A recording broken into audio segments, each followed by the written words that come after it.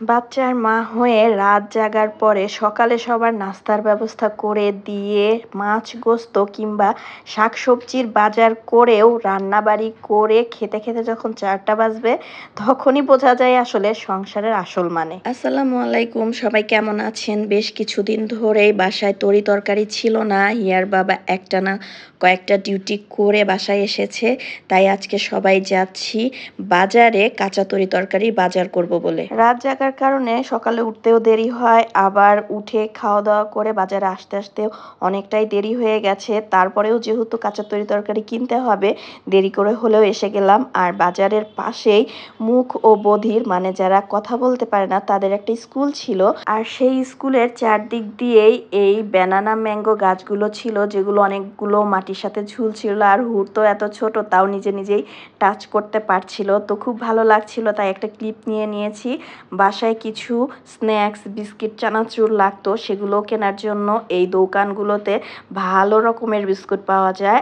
আর তরি তরকারির কিনবো কি, এত বেশি পরিমাণে সব কিছুর দাম, মাছ গোস্ত কিনতেও যখন যেমন টাকা লাগতেছে, বাজারের কাঁচা তরি তরকারি কিনতেও অনেক বেশি টাকা লেগে যাচ্ছে। এই বাজার দরে আসলে মাছ গোস্ত তো দূরেই থাক, শাকসবজি কিনে খাওয়াটাও অনেক বেশি কঠিন হয়ে পড়ছে।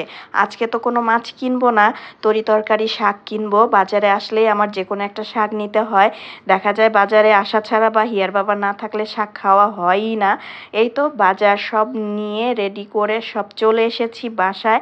এখন এগুলো গুছাতে গোছাতেই অনেকটা সময় চলে যাবে।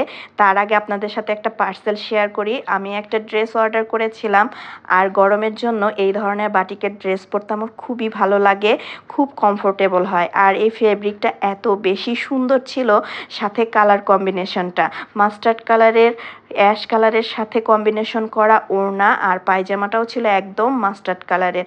তবে কালারটার থেকে আমার ফেব্রিকের যে কোয়ালিটি সেটা অনেক বেশি ভালো লেগেছে। সময় পেয়ে যদি ড্রেসটা মেক করি অবশ্যই আপনাদের সাথে শেয়ার করব।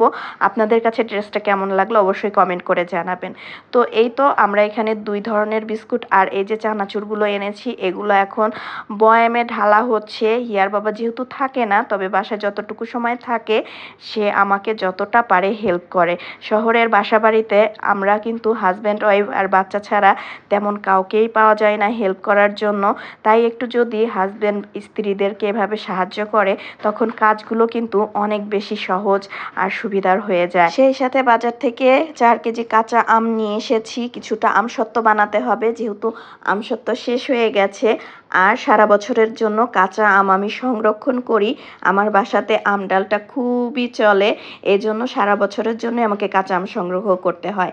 আর এই তো ডাটার সবুজ শাকগুলো নিয়ে এসেছি, এই শাকগুলো এত ফ্রেশ আর ভাজি করার পর এত সুন্দর নরম তুলতুলে হয়ে যায়, খেতে অনেক বেশি মজা লাগে। আর বগুড়ার এই একটা জিনিস, বাজারগুলোতে যে কোনো কিছুই আপনি দাম দিয়ে কেনেন না কেন সেগুলো একদম ফ্রেশ আর ফরমালিন মুক্ত থাকে, কারণ প্রত্যেক সপ্তাহে বাজারগুলোতে মনিটরিং করা হয়। সেই সাথে আমি আমার পছন্দের পাট শাক নিয়েছি, পাট শাকটা খেতে আমার অসম্ভব মজা লাগে।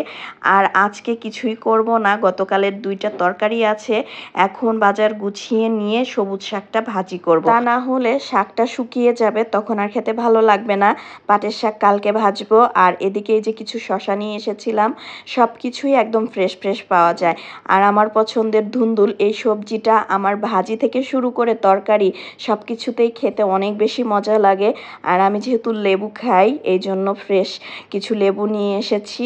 আর লাল মরিচ আর রসুনের ভর্তা খাওয়ার জন্য শুকনা মরিচ নিয়েছি, শুকনা মরিচটা শেষ হয়ে গিয়েছিল, সাথে কিছু কাঁচা মরিচ। গুড়ের জন্য টমেটো, সে টমেটো খালি মুখে খেতেই অনেক বেশি পছন্দ করে। আর এই তো ঢেঁড়স, ঢেঁড়স তো হুড় হিয়া দুইজনেরই খুব পছন্দ, এই জন্য দেখা যায় বাজারে গেলেই ঢেঁড়স কেনা হয়, ভাজি হোক আর ভর্তা হোক সবাই খুব পছন্দ করে। আর কিছু পটল, আলু আর বরবটিও নেওয়া হয়েছে, বরবটি ভর্তাটা আমার খুবই মজা লাগে। আর এখানে শাকটাকে আমি ভালো করে ধুয়ে ভাপ দিয়ে নিয়ে কাঁচামরিচ, পেঁয়াজ, বেশি করে রসুন থেতো করে লাল করে ভেজে নিয়ে শাকগুলো দিয়ে ভালো করে ভেজে নিচ্ছি। এই শাক ভাজিটার সাথে শুকনা মরিচ ভাজা দিয়ে খেতে যে কি মজা! আমি আর হিয়ার বাবা দুজনে শাকভাজির সাথে এরকম তেলে ভাজা শুকনা মরিচ কামড়ে খেতে খুব পছন্দ করি। সেই সাথে গতকালের গরুর গোশত ছিল আর ছিল ভুনা ডাল। খাল একটু গরুর গোশত খেয়েছি, এটাই আমার হয়ে গেছে। আজকে এরকম গরম গরম ভাতের সাথে শাকভাজি শুকনা মরিচ কামড় দিয়ে খাবো, সেই সাথে ভাতেও মেখে নিচ্ছি। আর ডাল ভুনা তো আছে, আমার আর কিছুই লাগবে না। আর এই খাবারটা কিন্তু আমরা বিকেল 4টার সময় খাচ্ছি। সবজির বাজার গুছিয়ে শুধু শাকভাজি করতে করতে বিকেল 4টা বেজে গেছে। আজকের ভিডিওটা এই পর্যন্তই। ভালো লাগলে কিন্তু অবশ্যই একটা লাইক কমেন্ট শেয়ার করে দিবেন। সবাই ভালো থাকবেন, সুস্থ থাকবেন, নিজের পরিবারের বাবা মার খেয়াল করবেন। আল্লাহ হাফেজ।